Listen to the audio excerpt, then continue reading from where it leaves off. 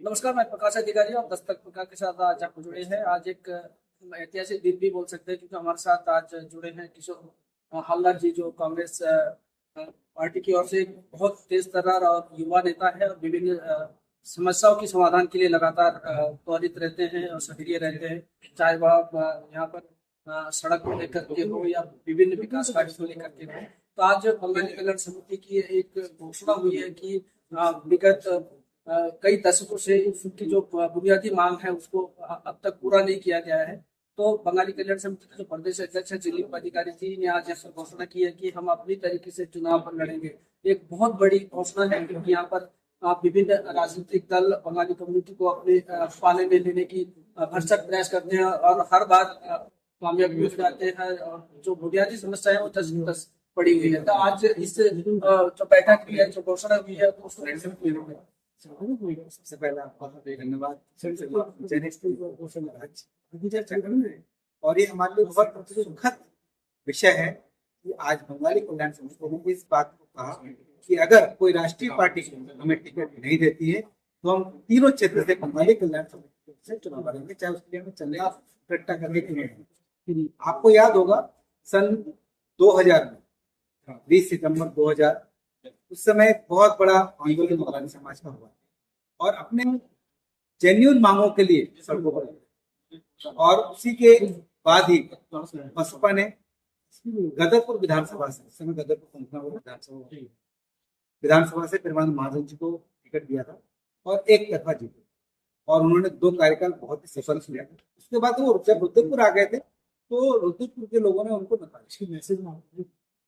अब हमारा प्रयास ये रहेगा कि अगर चाहे कांग्रेस हो चाहे बीजेपी हो, कोई भी राष्ट्रीय पार्टी हो, अगर बंगाली समाज को टिकट देती है किसी व्यक्ति को, तो बंगाली कल्याण समिति किसी प्रत्याशी को नहीं होता, चाहे वो किसी भी विधानसभा से चाहे एक ही टिकट दे दे। क्योंकि हमारा 3 क्षेत्र है, सितारगंज, रुद्रपुर और गदर। इन तीनों क्षेत्र में इतने बंगाली समाज के लोग हैं कि जिनके वोटों से ही विधायक तय हो। कहीं ना कहीं बंगाली वोट ही निर्णायक भूमिका निभाते हैं विधायक बनाने। तो क्यों ना अपना ही एक प्रतिनिधित्व हो, हमारा एक नेतृत्व करने वाला व्यक्ति जो हमारी बातों को विधानसभा के सदन के पड़ों पर रख सके। जैसे 2001 की आपने अभी एक उदाहरण दिया है, बहुत जनसैलाब उसमें उमड़ी थी और उसके लेकर के गवर्नमेंट ने भी उसको संज्ञान लिया था, यहाँ तक कि सेंट्रल गवर्नमेंट ने भी इसको संज्ञान लिया था। लेकिन अभी जैसे विभिन्न जो राजनीतिक पार्टियों में लोग बटे हुए हैं, तो किस तरीके से एक किया जा सकता, क्या मूल मंत्र होगा? देखिए, हमारे बंगाली समाज में कहावत है कि जे जाति राजा नहीं सजत।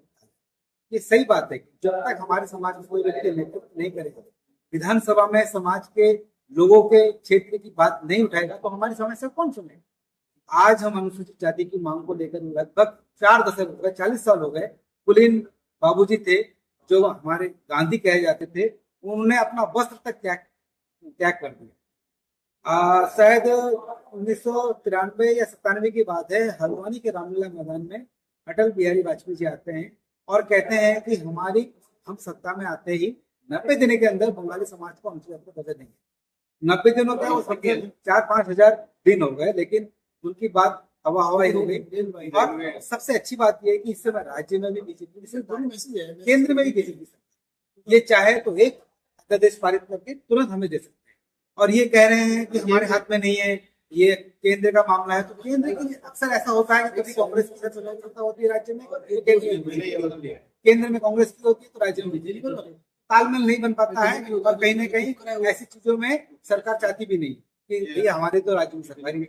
तो इस समय आपकी ही सरकार है, मुख्यमंत्री आपके, प्रधानमंत्री आपके, राष्ट्रपति आपके, उसके बाद उपराष्ट्रपति आपके पार्टी के हर जगह लोग हैं। तो अभी भी अगर आपको सोचना पड़े तो बड़े दुर्भाग्य की बात है। और आप ठीक चुनाव से पहले कह रहे हैं कि हमें ओबीसी मिल जाए। अरे क्यों? हमारा ही दूसरा भाई पश्चिम बंगाल, उड़ीसा, कर्नाटक में अनुसूचित जाति का में है और उसको राजनीति का लाभ मिल रहा है, सामाजिक लाभ मिल रहा है, नौकरी का लाभ मिल रहा है, हर जगह लाभ मिल रहा है। हमारे लोगों को, हमारे बच्चों को अब 12वीं तक तो अनुसूचित जाति के समान छात्रवृत्ति दे रहे हैं और जैसे ही वो नौकरी के लिए अप्लाई करता है तो जनरल हो जाता है। तो ये बहुत बड़ा हमारे साथ अन्याय हो रहा है और ये कहीं ना कहीं हमारे साथ सौतेला व्यवहार किया जा रहा है, जबकि हम उत्तराखंड के स्थायी निवासी, हमने उत्तराखंड को सींचने का काम किया है। तत्कालीन गोविंद बल्लभ पंत जी ने, इंदिरा गांधी जी ने, जवाहरलाल नेहरू ने, नेहरू जी ने हमें यहाँ पे बसाया था और यहाँ की भूमि को देकर हमें सीखने का काम किया। हम पूर्वी पाकिस्तान में हजारों एकड़ भूमि छोड़कर आए हैं, हमें खैरात में नहीं मिला है, हम छोड़े हैं तो हमें यहाँ मिला है।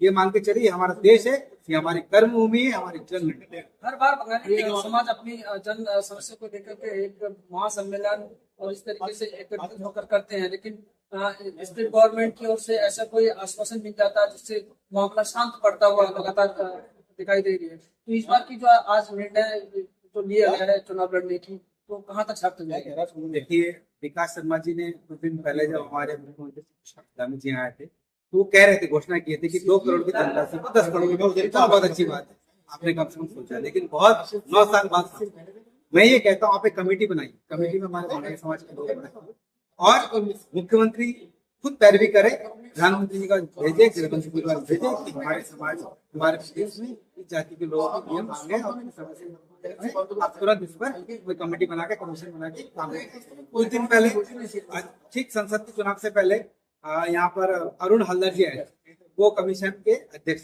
उन्होंने कहा था कि हम जल्दी इसको करेंगे, लेकिन उसके बाद संसद बन गए, सब कुछ हो गया, उसके ठंडे बस्ते में चले। हमारे अजय भट्ट जी संसद में एक बार आवाज उठाते हैं, उसके बाद वो दोबारा इस मुद्दे पर कई बात नहीं। तो कहीं ना कहीं हमारे प्रतिनिधि चुन के हमने भेजा है, वो ही नहीं चाहते कि हमारे समाज के लोग उसका आरक्षण का लाभ मिले। लेकिन अगर वास्तव में मुख्यमंत्री जी हमारे समाज के लिए सोच रहे हैं, वो कमेटी बनाए, कमेटी बनाकर उसको मॉनिटरिंग करे और इसको चुनाव से पहले लागू कराए, अन्यथा इस बार बीजेपी के लोगों को जवाब देने के लिए हमारे। तो ये था हमारे साथ आज किशोर हल्दर जी, जो हमेशा मुखर रहते हैं विभिन्न समस्याओं को लेकर के। तो आज की जो घोषणाएं हुई है उनसे मुझे लगता है काफी आशान्वित पूरे समाज है और आगे चलकर कोई ऐसा विकल्प खुद से जो घोषणा और चुनाव को लेकर के उनको आगे आए, और इसके लिए सबको बहुत बहुत धन्यवाद। फिर आश्वासन ही नहीं, इस बार हमें हर हाल में दर्जा चाहिए, अन्यथा हम इस बार बीजेपी को। इसलिए आपको बता दें कि सत्तीवारा, जैसे सितारगंज विधानसभा हुआ, धनतपुर और दिनेशपुर, रुद्रपुर, जो बंगाली बाहुल्य क्षेत्र है और एक निर्णय भूमिका, किंग मेकर की भूमिका यहाँ पर निभाते हैं। तो किशोर जी लगातार आपसे बातचीत करते रहेंगे।